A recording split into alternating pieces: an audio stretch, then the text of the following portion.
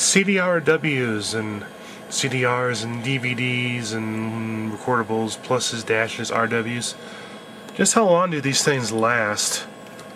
Well, I was very busy over the weekend doing an emergency file copy session.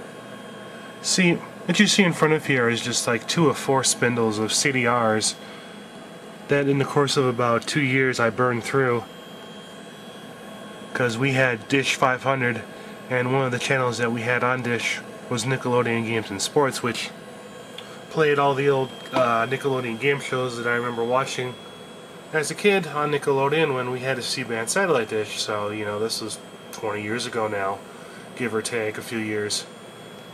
And I was just, Friday night, I just happened to pull out some of these just to go through them again. And some of the CDRs were having errors when I was trying to play them back. It would cause Windows Media Player to crash, or it would give me some kind of read error or whatnot. And so, now keep in mind, this is 7 years. 7-year-old recordings that I have, and I've just got a few. This was one of the CDs that was not playing out properly. It was giving me errors, not play.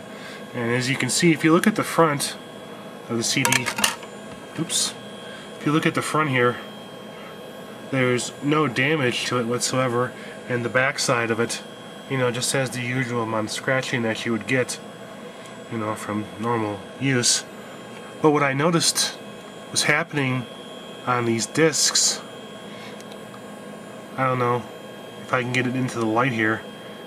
I've got my LED light thing going here, illuminating everything, and it's shining straight down, and it's making it difficult. But if you look at the disc, you can see in places there it looks to be like pitting on the substrate where the metal and dye layer is, and I don't know what's causing that pitting, because there's been no, like I said, there's no damage to the front of the CDs, but it almost looks as if the dye or the foil with the dye on it is starting to separate from the polycarbonate disc material. And this is just one disc, and I was able to save most of it with Unstoppable Fire Copier, and all the bad parts that wouldn't read out no more I had to replace. I burned all these to DVD over the weekend so that I would have them on fresh media, and all the bad spots I had to replace them with low res copies that I had on my computer hard drive. Here's another episode, Double Dare, and this one's even worse. See, if I hold it right there, you can see there's almost like a wavy pattern on the disc. And it's really weird why it's doing this. I don't know. The discs are definitely deteriorating, and this disc is just like the old one. There's no surface damage, but yet it's obvious when you look at it under a light that there's quite a bit of deterioration going on. And this one, fortunately, I was able to save too. I was able to get these onto a DVD, play them out, and save them. And you can even see the Nick Ass 2003 logo on the video. So yeah, these are 7-year-old episodes.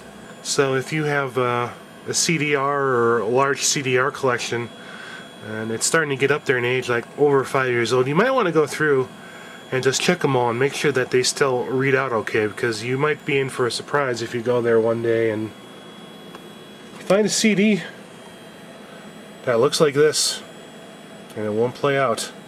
So don't say you were warned. To do that if it's just aged. I mean, these things have been kept out of the sun, kept out of extreme temperatures,